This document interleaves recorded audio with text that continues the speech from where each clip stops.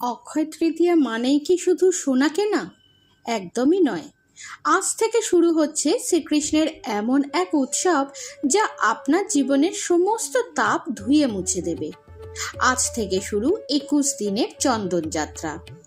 বৈশাখের এই কাঠ ফাটা রোদে আমরা তো এসিতে থাকি, কিন্তু আমাদের প্রাণপ্রিয় ঠাকুর, তার শরীরের জ্বালা মেটাতে ভক্তরা আজ থেকে তাকে সাজিয়ে দেন শীতল চন্দন, কর্পূর আর কেশরের প্রলেপে। একে বলে সর্বাঙ্গ চন্দন।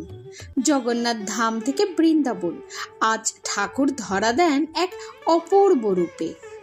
জানেন কি, এই 21 দিন ধরে প্রতিদিন বিকেলে ভগবানকে নিয়ে যাওয়া হয় সরোবরের শীতল জলের নৌকা বিহারে, যাকে বলা হয় চাপ খেলা। আর ঠিক এই শুভ দিনেই শুরু হয় মহাপ্রভুর রথ তৈরির কাজ।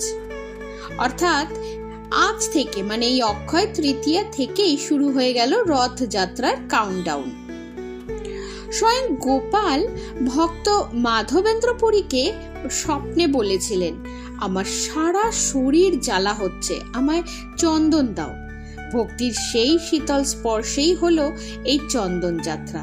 আজকের দিনে করা দান যেমন অক্ষয়, আজকের দিনে শোনা এই কথাগুলো আপনার পুণ্যকে করবে দ্বিগুণ। এই পবিত্র চন্দন যাত্রার সাক্ষী হতে কমেন্টে একবার লিখুন জয় শ্রীকৃষ্ণ। এমন আরও অজানা মাহাত্ম্য জানতে দর্পণের সঙ্গেই থাকুন।